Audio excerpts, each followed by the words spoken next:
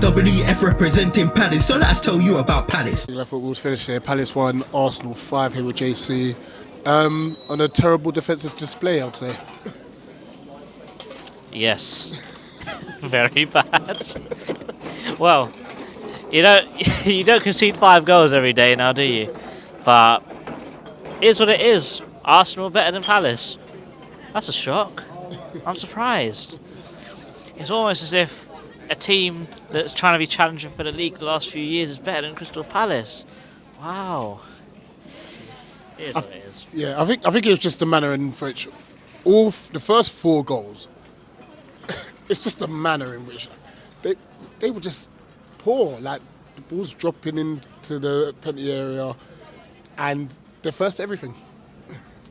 Yeah, you could say that. You could also say that maybe the one, Jesus' second one specifically, that when the ball was headed out, we didn't get out of our zone fast enough, we didn't push out enough, and also for the ball to drop perfectly for him, to take one touch and then just find his way through all those players. Obviously there's luck involved, but luck's on their side. We've played them twice in 4 days. The aggregate is 8-3. It is what it is, man. I'm not too bothered, because put it this way, if we did the combined 11 and we didn't have that stipulation where you have to put at least 3 players in there, it's a full Arsenal team. Let's be real. We don't have a Michael Elise anymore. We don't have in-form Eze anymore. This is the best we could have gotten out of today.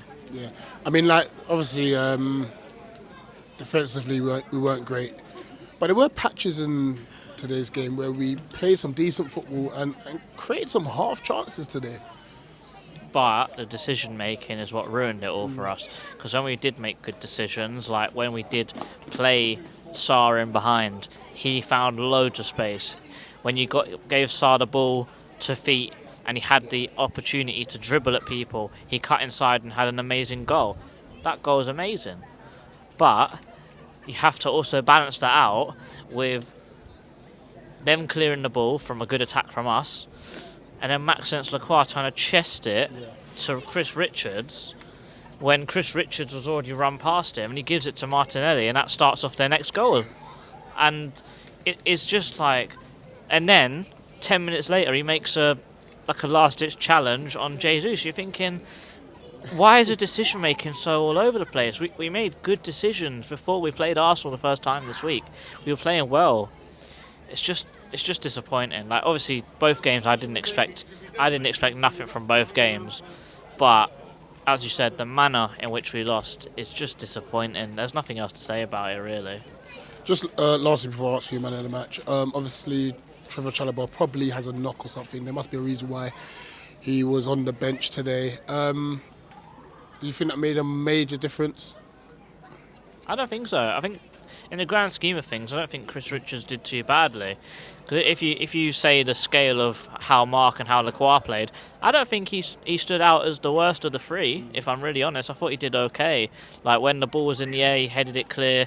He had a few times where he actually overlapped and underlapped and went up the pitch, which, to be fair, I don't see Chalobah do that too much. And, Chelsea backed him with being a good dribbler, a good passer. And we know that Chris Richards can't pass. His passing looked pretty okay today, so I'm not too concerned about Chris Richards playing over Chalobah today. I reckon it was actually a tactical thing in him because he's way better in the air than Trevor Chalobah.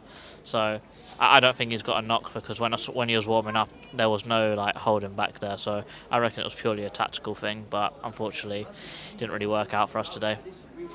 Yeah. Lastly, man of the match.